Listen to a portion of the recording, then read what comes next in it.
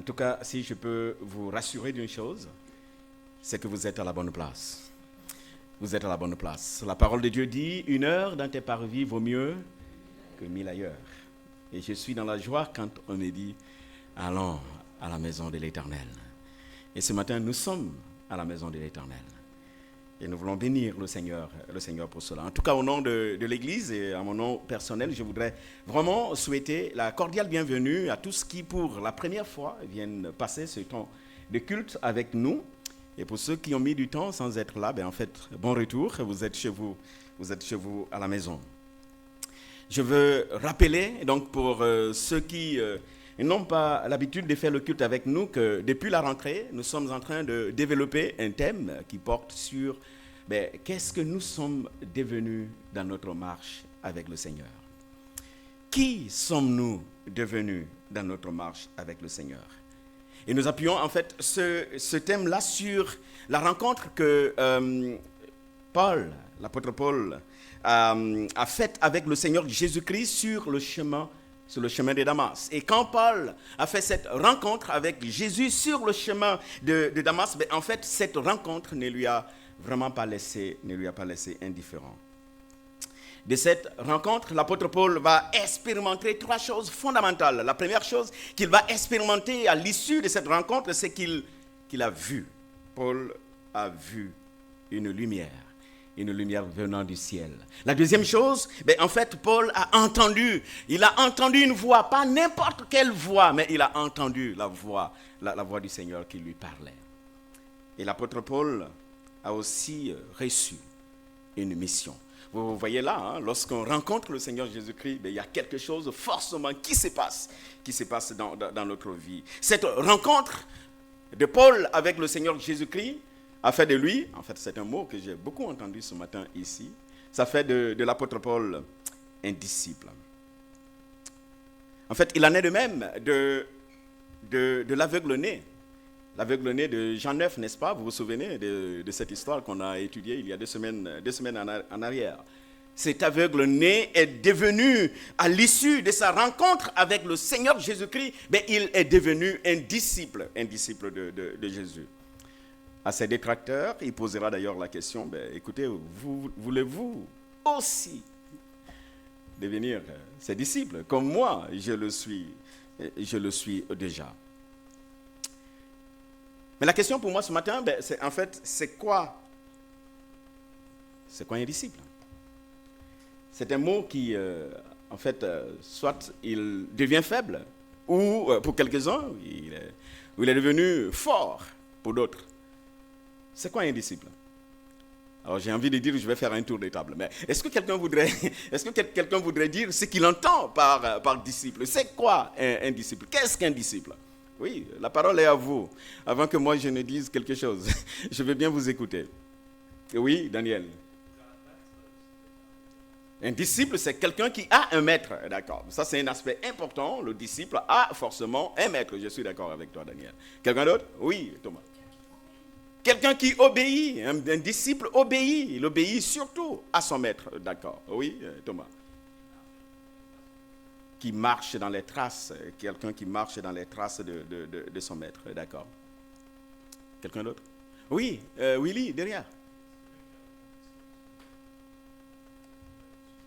Ah, il a la conviction que son maître est sur le bon chemin, donc il fait totalement confiance en son maître et il marche avec son maître. Oui, je voyais que...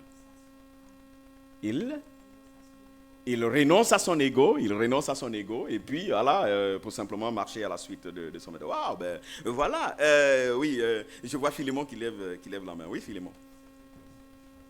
Le disciple, c'est une personne choisie. Merci. Je pense que nous avons à peu près, au regard de tout ce qui a été dit ici, une définition assez claire de ce qu'un disciple. Vous l'avez dit, un disciple, c'est quelqu'un qui suit un maître. Donc il y a le disciple, il y a le maître. C'est quelqu'un qui s'attache à la personne de son maître, qui marche à sa suite. Vous l'avez aussi dit. Le disciple, c'est celui qui voue une fidélité exclusive à son maître. Et dans certains cas, le disciple est même prêt à abandonner tout ce qu'il a, son foyer, ses biens, sa situation, pour partager la destinée de son maître. Et c'est bien ce que nous voyons d'ailleurs dans la rencontre entre Jésus et Pierre, Jean et Jacques. Ben, la Bible nous dit dans Luc chapitre 5, verset 11, dès qu'ils eurent ramené leur bateau au rivage, ben, qu'est-ce qui se passe? Ils laissèrent tout et suivirent Jésus. Le disciple, c'est aussi quelqu'un qui est prêt à renoncer à tout pour pouvoir suivre son maître. C'est aussi le cas de Matthieu, n'est-ce pas?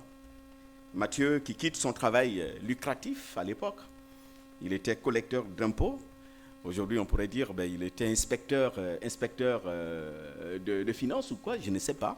Mais il quitte son travail quand il fait cette rencontre avec le Seigneur Jésus-Christ et il va à la suite du maître. Le disciple va donc et souvent jusqu'à donner sa vie pour son maître, pour la doctrine de son maître s'il le faut réellement. Et en fait, ce matin, j'ai trouvé dans Marc chapitre 8, versets 34 à 38, une excellente définition que le Seigneur Jésus-Christ donne de ce qu'est un disciple. En fait, le disciple, c'est quelqu'un qui... le Seigneur Jésus dit, si quelqu'un veut me suivre, donc veut devenir mon disciple, qu'il renonce à lui-même, qu'il se charge de sa croix et qu'il me suive. Je vais vous inviter à lire ce texte donc avec moi ce matin et je donnerai donc l'occasion à notre sœur, à notre fille Alexia. C'est elle qui fera la lecture pour nous ce matin. Est-ce que Alexia, tu es prête? Tu peux te lever, oui, s'il te plaît, oui. Merci.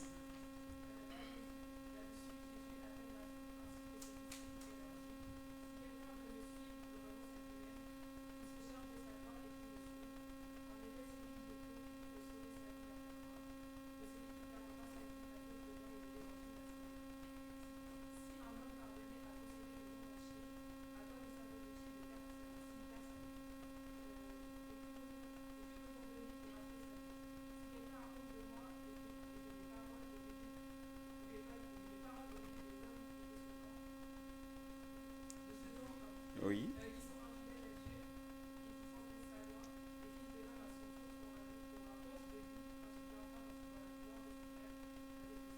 Merci beaucoup. Merci Alexia.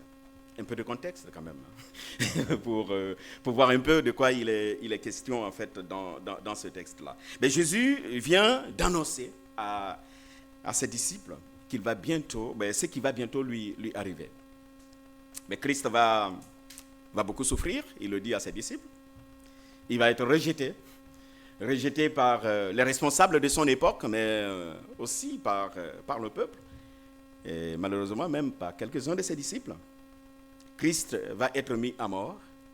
Mais aussitôt, il annonce aussi à ses disciples, non, écoutez, je vais quand même ressusciter 3 jours après.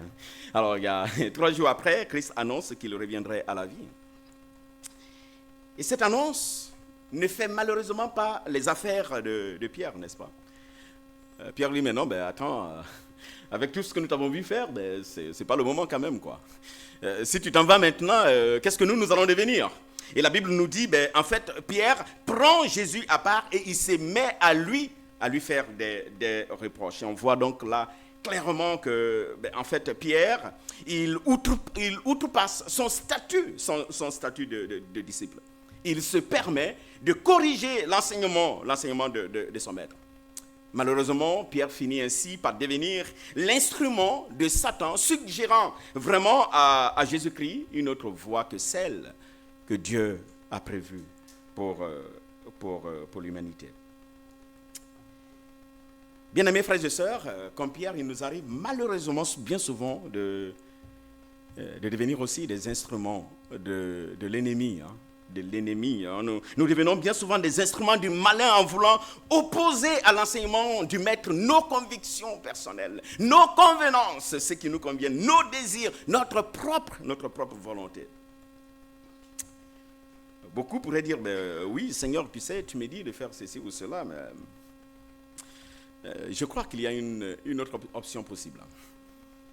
Je pense bien qu'il y a une autre voie qu'on pourrait envisager. Mais tu sais, je peux me marier avec cette personne incroyante. Je peux même devenir un instrument pour sa conversion. Donc, me dire de ne pas me mettre sous le même joug avec un incroyant, d'accord, j'entends, mais en fait, ça peut se négocier quand même. Ça peut se négocier. Certains peuvent même, en fait, proposer cela, n'est-ce pas? Seigneur, tu sais, la fidélité, moi, ça ne m'arrange pas trop, là. La pureté, la sainteté, c'est trop compliqué, là, pour moi. Mais ton amour, ça par contre, je veux. Ta grâce, oui, là, ça me va, quoi. Je peux bien. On voit le Seigneur Jésus-Christ qui fait une réplique cinglante ici à Pierre. Arrière-moi, Satan. Et cette réplique du Seigneur est extrêmement intéressante. Elle marque premièrement, de manière très catégorique, l'opposition de Jésus-Christ à cette suggestion et cette proposition de Pierre. Et Christ nous laisse par là un exemple, bien-aimés frères et sœurs, un exemple de la façon dont nous devons réagir face au compromis que Satan peut en fait nous proposer. Satan n'est pas un chat avec lequel il faut jouer, non. Il n'est pas un chien doux avec lequel qu'il faut caresser du sens de la poêle, non. Il faut prendre une décision catégorique avec lui. Et on voit Jésus-Christ qui prend une décision catégorique. Arrière-moi, Satan. Pas du tout. Et cette réponse du Seigneur Jésus-Christ, en fait, elle nous montre aussi une invitation qui est adressée aux disciples de reprendre sa place. La place du disciple est où? Derrière le maître. Arrière-moi. Et c'est moi qui suis devant. Et toi, tu me suis. Bien-aimés frères et sœurs, le disciple n'est pas plus grand. Il n'est pas plus grand que le maître. Et dans ce texte que nous avons lu ce matin, ou qui nous a été lu par notre sœur Alexia ce matin, en fait, on trouve 3 conditions que le Seigneur propose si nous voulons devenir disciples. Première condition, renoncer à soi-même. Jocelyne le disait d'ailleurs tout à l'heure. Deuxième condition, il faut se charger de sa croix. Et la troisième condition, c'est en fait suivre le Seigneur Jésus-Christ. En fait, j'aurais bien voulu parler de ces 3 conditions-là, mais je veux qu'on aille pas à pas. Aujourd'hui, nous parlerons de la première. La première condition, donc, qui consiste à renoncer à soi-même. La question qu'on pourrait se poser ce matin, c'est à quoi cela correspond? C'est quoi renoncer à soi-même? Qu'est-ce que cela pourrait signifier pour nous aujourd'hui? Vous savez, bien-aimés frères et sœurs, que en fait, cette parole de Jésus a souvent mal été comprise, elle a été mal interprétée. Alors, je n'ai pas la prétention ce matin de dire de façon plus juste que tous les autres ce que ça veut dire. Mais je vous invite quand même à voir ce que renoncer à soi-même ne signifie pas d'abord. En fait, renoncer à soi-même, qu'est-ce que ça ne signifie pas d'abord? Premièrement, renoncer à soi-même signifie, pour certains, ça signifie nier sa valeur, renoncer à sa personnalité, à son histoire, à son identité, renoncer même à sa culture. Non, c'est pas ça, renoncer à soi-même. Dieu n'est pas contre la culture, à moins que la culture soit dévoyée, et que la culture ne respecte pas ou n'entre pas, ne s'aligne pas sur la volonté de Dieu. Mais Dieu n'est pas contre la culture. Dieu n'est pas contre notre personnalité. Il n'est pas contre notre identité. Et non. Et d'ailleurs, chaque personne est tellement précieuse aux yeux de Dieu, n'est-ce pas? Chaque personne est précieuse aux yeux de Dieu. Pourquoi? Parce que créée à l'image de Dieu. Chaque personne est intentionnellement aimée par Dieu et chaque personne est inconditionnellement aimée par Dieu. Il a choisi. Hier, j'ai discuté avec un frère, et on parlait de cette expression, choisir. Aimer, c'est choisir. Voilà, de faire. C'est un choix délibéré. Non, Jésus ne demande donc pas aux disciples de nier, de se nier ou de nier son identité. Jésus ne demande pas non plus aux disciples de négliger ses besoins ou ses désirs légitimes. Comme on entend souvent certains le dire, le chrétien ne doit pas se faire plaisir. Je ne crois pas que le chrétien ne puisse pas se faire plaisir. Alors, en fait, ce n'est pas ce que le Seigneur nous aime. Ce n'est pas ça, en fait, renoncer à soi-même. Non, le plaisir, les désirs, la joie, les réjouissances, je pense que c'est aussi ce que le Seigneur le Seigneur nous demande de vivre vraiment. Renoncer à soi-même, bien-aimés frères et sœurs, ne consiste pas non plus à s'auto-flageller. Ça ne consiste pas à rechercher la souffrance ou à refuser la joie ou les réjouissances ou les fêtes. Non. Le renoncement n'est pas synonyme de tristesse. Ce n'est pas synonyme d'une vie austère. Il est vrai que suivre le Seigneur Jésus-Christ peut impliquer des sacrifices, je suis d'accord. Suivre le Seigneur Jésus-Christ peut impliquer la tristesse, des pleurs, la souffrance, d'accord. D'ailleurs, chaque chrétien est appelé, nous le verrons sûrement la semaine à venir, à porter sa croix. Mais l'évangile, c'est aussi avant tout bonne nouvelle. L'évangile, c'est la joie. Une joie profonde et durable, une joie qui transcende véritablement les circonstances. Alors, si renoncer à soi-même, ce n'est pas rejeter son identité, ce n'est pas une négation de ses besoins légitimes, ce n'est pas un appel à une vie austère. Alors, c'est quoi alors renoncer à soi-même? Et c'est ce que j'aimerais vous inviter à voir tout à l'heure. Le verbe qui est utilisé ici par renoncer à soi-même, il s'est traduit par renier ou par ne pas tenir compte. Vous voyez, quand on dit il ne faut pas tenir compte, ça veut aussi dire que vous avez droit, mais vous choisissez de ne pas tenir compte, de ne pas trop insister sur ces choses-là. Ne pas tenir compte, et généralement, ce verbe, il est utilisé, généralement, il s'agit de ne pas tenir compte de soi-même ou de ne pas tenir compte d'une autre personne. Et c'est d'ailleurs le même verbe qu'on trouve, qui est utilisé pour Pierre, quand il va renier son maître Jésus-Christ au moment de son arrestation. Il va renier le Seigneur Jésus-Christ, il ne tiendra plus compte de Jésus. Renoncer à soi-même, c'est donc se désister du droit qu'on a sur quelque chose. Renoncer à soi-même, c'est se désister de ce qui ne nous arrange pas. La mort de Jésus n'arrangeait pas Pierre.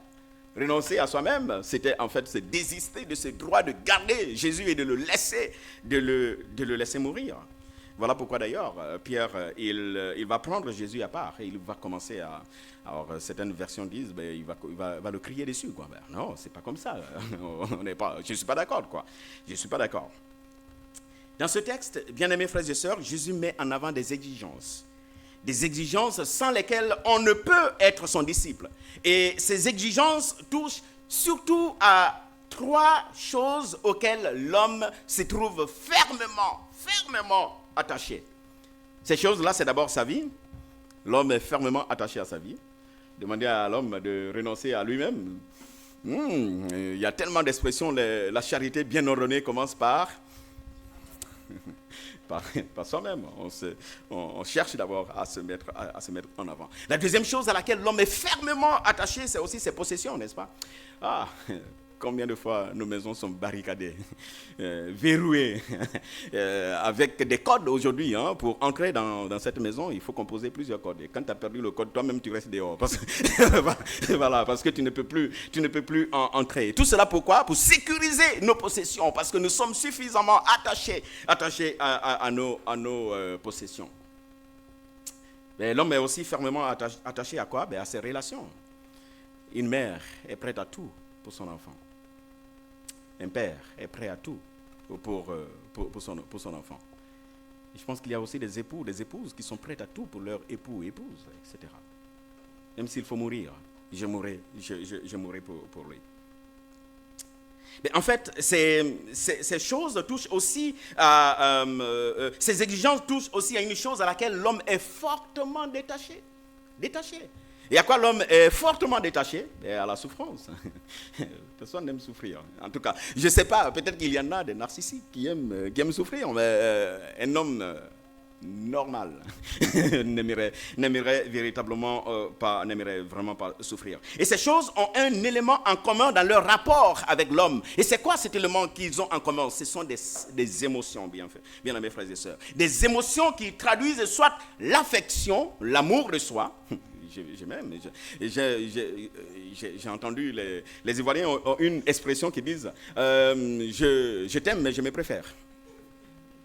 Voilà, je t'aime bien, d'accord, mais je me préfère. Alors, donc, cet amour de soi, l'amour de sa famille, de ses relations, l'amour de ses biens.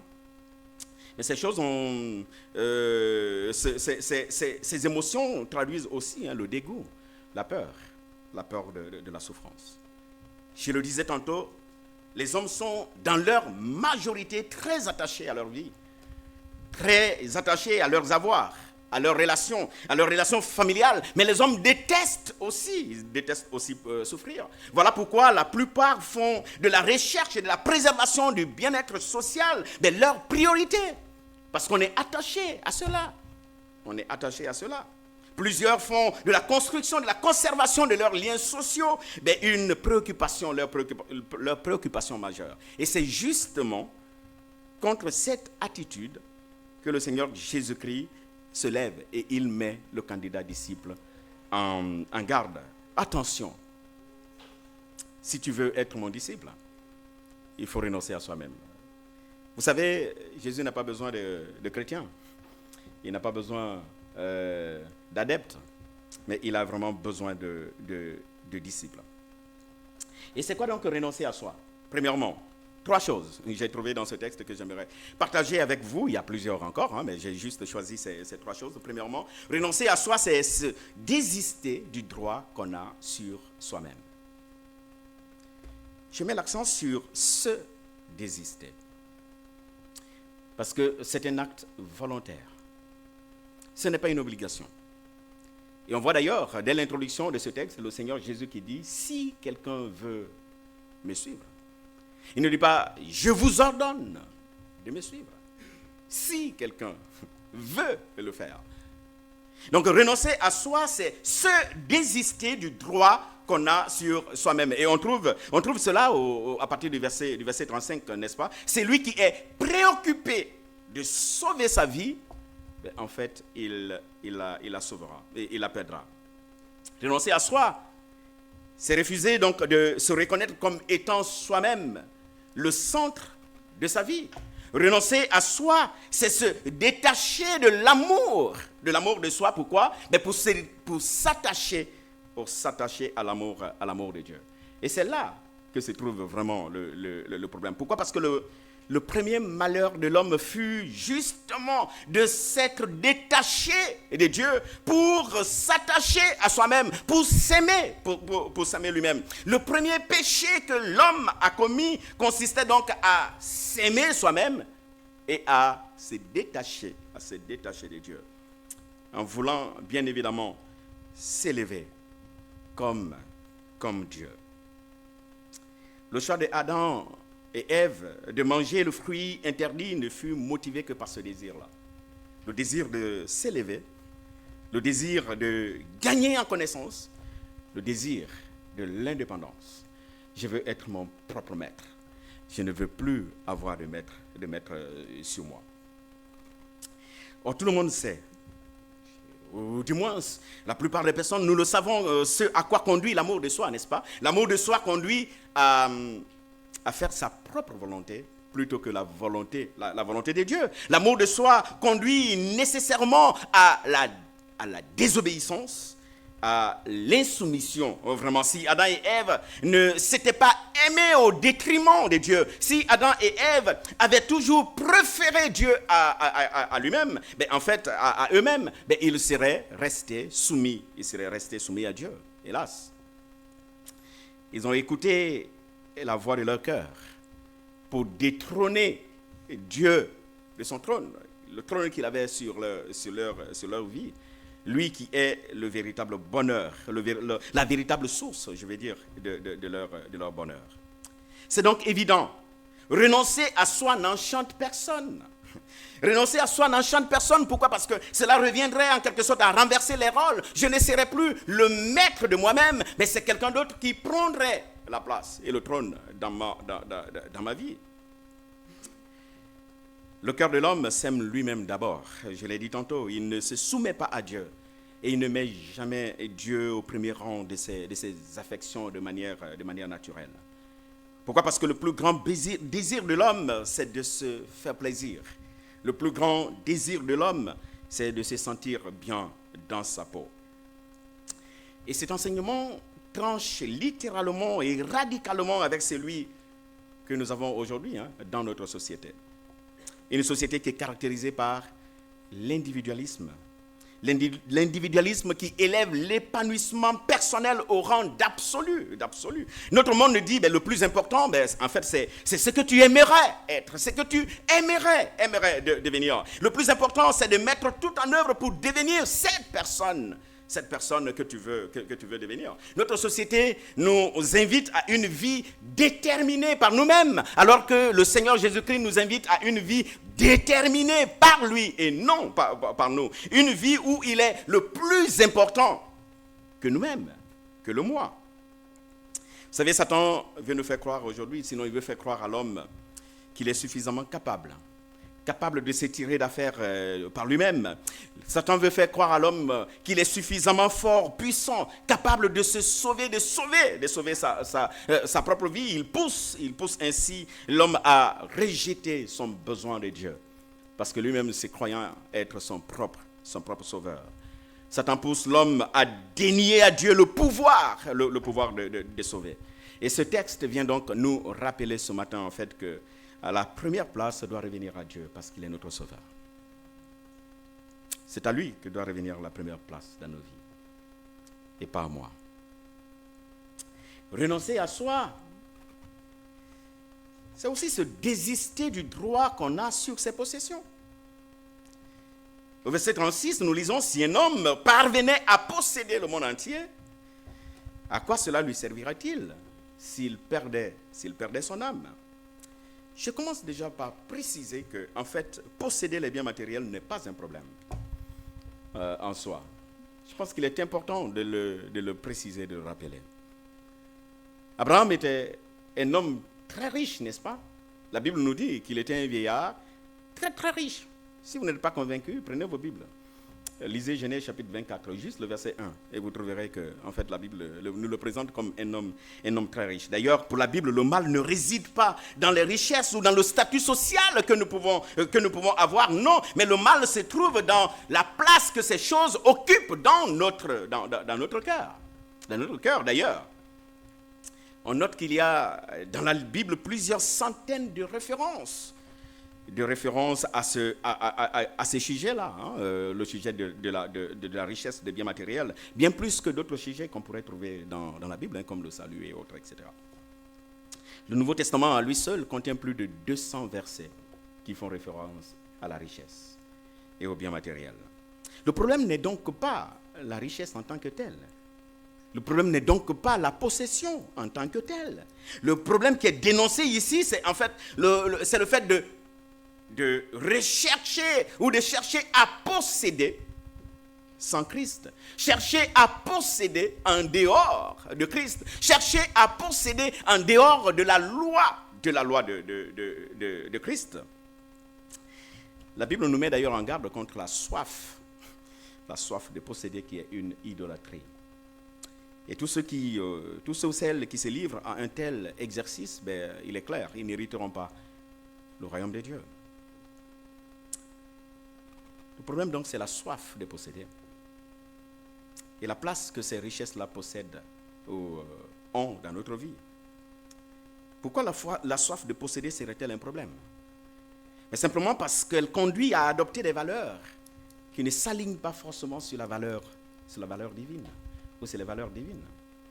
Qui parle de soif? Quand on a soif, le premier réflexe qu'on a, c'est de chercher à étancher sa soif. Et on fait tout ce qui est en notre pouvoir pour pouvoir étancher sa soif. J'ai déjà vu des gens, en fait, si vous avez suffisamment d'eau et vous n'avez pas suffisamment soif, vous pouvez regarder est-ce que l'eau est propre ou pas. Mais si vous avez vraiment soif, ne regardez pas trop si l'eau est propre ou pas. La seule chose qui vous intéresse pendant ces moments-là, c'est sauver votre vie et étancher cette soif-là.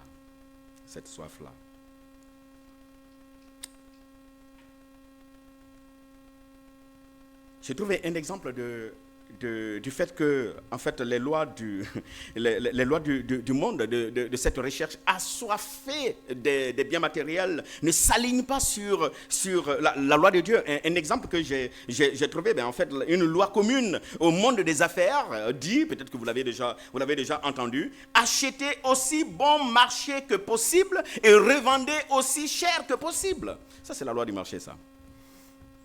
Je ne sais pas s'il y a des hommes d'affaires parmi nous, mais on encourage à acheter, à faire tout ce qui est en notre pouvoir, d'acheter le moins cher possible et de revendre le plus cher possible. Cette loi est basée sur quoi? Sur l'égoïsme. Pourquoi? Parce qu'elle prône l'accumulation des richesses, des biens, au détriment du prochain.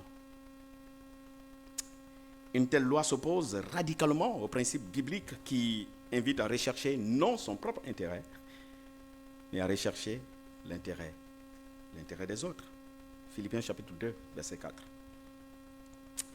La recherche du bien-être personnel, la recherche des biens matériels n'est donc pas en soi un obstacle à la vie, des disciples. Je précise encore que ce que Dieu veut pour nous, c'est qu'il veut nous voir devenir prospères. Ce que Dieu veut pour nous, il veut nous voir vivre heureux. Ce que Dieu veut pour nous, il veut nous voir vraiment réussir dans toutes nos entreprises. 2 Jean 2 dit quoi? Je souhaite que tu prospères à tous égards. Telle est la volonté de Dieu pour son peuple. La recherche du bien matériel, la recherche de la possession ne peut devenir un obstacle que lorsqu'elle devient une soif, lorsqu'elle devient le motif exclusif de notre existence. Cette recherche ne devient un péché que lorsqu'elle vient avant Dieu, lorsque les biens matériels viennent avant Dieu, lorsqu'elles sont faites au détriment de la volonté de Dieu. Renoncer à soi-même. Troisième chose que j'ai trouvée dans ce texte-là, c'est en fait se désister du droit qu'on a sur ces solidarités sociales. Si quelqu'un a honte de moi et de mes paroles au milieu des hommes de ce siècle qui transgressent, etc., moi aussi, à un moment donné, j'aurai honte de lui. Il est question de honte dans ce verset-là. Or, la honte est d'emblée et toujours un sentiment social, n'est-ce pas? La honte, c'est un sentiment social. On n'éprouve jamais de la honte face à soi-même. En tout cas, j'ai pas de honte quand je suis à la douche pour me laver. Je suis seul, ça va. Mais quand quelqu'un d'autre entre, attention, là, la honte peut déjà automatiquement venir. On éprouve la honte que devant les autres. Et souvent par rapport au jugement que ces personnes-là peuvent avoir. Et plus exclusivement, des fois, on éprouve de la honte lorsqu'on entretient un lien avec la personne qui est en face de nous. Dans ce texte, la honte résulte de la peur d'être rejeté, la peur d'être méprisé, la peur d'être exclu, la peur d'être simplement marginalisé. Pourquoi? Parce que, en fait, notre vie, nos actions ne sont pas conformes aux exigences de ceux qui nous entourent, de nos relations. Ça peut être nos parents, nos amis, nos contemporains, nos voisins. Mais en fait, la peur, la honte résulte de cela. Pourquoi? Parce que s'identifier à Christ n'entre pas dans les standards du monde dans lequel nous sommes aujourd'hui. S'identifier à la loi du Christ n'entre pas dans les standards de notre monde.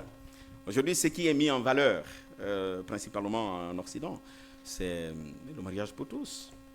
Et toute personne qui ne prône pas le mariage pour tous, en fait, toi, tu es anormal. Si on pouvait te mettre de côté, on te mettrait carrément de côté. Que faire alors? Que faire lorsque notre devoir envers nos parents? Que faire lorsque notre devoir envers nos contemporains, notre devoir envers nos voisins? Que faire lorsque ce devoir-là ne correspond pas, n'entre pas, ne s'aligne pas sur la voie de Dieu? Que faire lorsque j'ai à choisir entre plaire à mes solidarités sociales et plaire à Dieu? Que faire? Que faire? Et en fait, dans ce texte, on voit qu'en tant que disciples, nous devons donner la préférence. Nous devons donner la préférence à Christ. Si nous devons choisir entre soit régner le Christ ou être régné par nos parents, par nos contemporains, par nos amis, mais le choix qui est suggéré dans ce texte-là, c'est en fait d'accepter cette honte-là, d'être rejeté plutôt, et de faire le choix de la sociabilité en faveur de Jésus-Christ. Que retenir ce matin? Ah, le temps il est passé rapidement. Que retenir ce matin? Ben, au moins une petite chose à retenir. Renoncer à soi, c'est en fait préférer Christ à tout. Alors si vous avez tout oublié de tout ce que j'ai dit ce matin, c'est pas grave.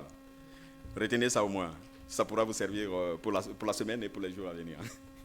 Renoncer à soi, c'est en fait préférer Christ à tout. Préférer Christ à tout.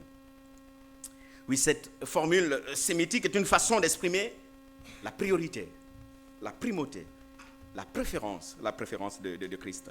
Le renoncement à soi consiste donc à reprendre, je dis bien, reprendre ce chemin du véritable bonheur abandonné à Éden, vous vous souvenez? En fait, c'est ça, le renoncement à soi. C'est se détacher de l'amour déréglé de soi-même, l'amour déréglé des créatures, l'amour déréglé de la création, pour s'unir à Dieu malgré la séduction ou les séductions que ce monde peut placer devant nous, ou malgré les difficultés que notre choix de vie pourrait engendrer aujourd'hui. Renoncer à soi, c'est donc un appel à rejeter tout ce qui pourrait détrôner Christ dans notre vie et nous remettre au centre de la vie. Et un exemple me parle, peut-être qu'il vous parlera aussi, c'est Abraham. Abraham a dû renoncer à son fils Isaac. Il l'a sacrifié sur l'autel. Et juste après, Abraham s'est mis au pas, derrière le maître qui était désormais devant. Retenez donc que le renoncement à soi est en définitive un acte de foi. C'est un acte d'amour et c'est un acte d'obéissance qui est centré sur Jésus-Christ. Un acte de foi, un acte d'amour, un acte d'obéissance. En tant qu'acte de foi, en fait, le renoncement à soi démontre véritablement en qui nous croyons. Sur qui est placée notre confiance. Sur qui nous comptons réellement. La société nous dira, il faut compter sur soi. Et Christ nous dit, il faut compter sur moi. Vous ne pouvez rien faire sans moi. En tant qu'acte d'amour, en fait, le renoncement à soi traduit que notre amour va d'abord à Christ, à Dieu, avant moi-même, avant mes solidarités sociales, avant mes possessions. En tant qu'acte d'obéissance, le renoncement à soi dit à qui va mon allégeance. Cette allégeance-là va d'abord à mon Sauveur céleste et non à mes idoles terrestres.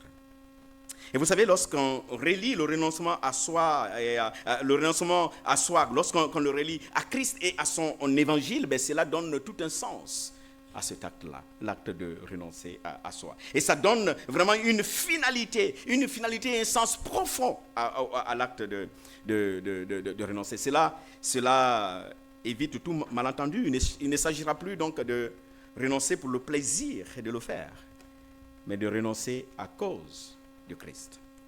Ce n'est que lorsque, en fait, Christ est en valeur que le renoncement là, il a toute sa valeur. Dans ce texte, donc, Jésus invite ses disciples à faire de lui et de son évangile leur priorité. Pour le Seigneur Jésus-Christ, le bien personnel, le bien-être personnel, les solidarités sociales ou familiales, le pouvoir économique et financier, d'accord. Mais la relation avec lui d'abord. Le renoncement à soi est une invitation, est donc une motivation bien précise. Et a une motivation précise, et cette motivation, c'est en fait Christ et son évangile. Voilà pourquoi l'unique motivation qui va m'amener à mourir à moi-même, c'est en fait Christ. Car en mourant à moi-même, en fait, je ressuscite, c'est bien plus fort et bien plus puissant et grand en Jésus-Christ. Dans Matthieu chapitre 6, verset 33, la Bible dit, cherchez premièrement le royaume et la justice de Dieu. Et la conséquence, toutes choses vous seraient données là-dessus. Amen. Seigneur, nous te bénissons pour ta parole qui nous parle. Merci parce que ce matin, tu nous rappelles encore en fait, qu'il y a une priorité, un choix à faire dans nos vies. Et ce choix éternel, c'est en fait notre allégeance à toi. Tu veux que nous soyons tes disciples. Et merci parce que nous savons que ce n'est pas une chose facile à faire. Et nous sommes heureux de savoir, Père, que tu as ton esprit en nous. Nous avons ton esprit en nous. Et cet esprit est capable de nous rendre forts et de respecter cette exigence-là pour simplement te plaire. Fais que, Père, tous les jours de nos vies, que nous puissions simplement être ses disciples qui renoncent et qui meurent à soi pour ressusciter en toi. Au nom de Jésus. Amen.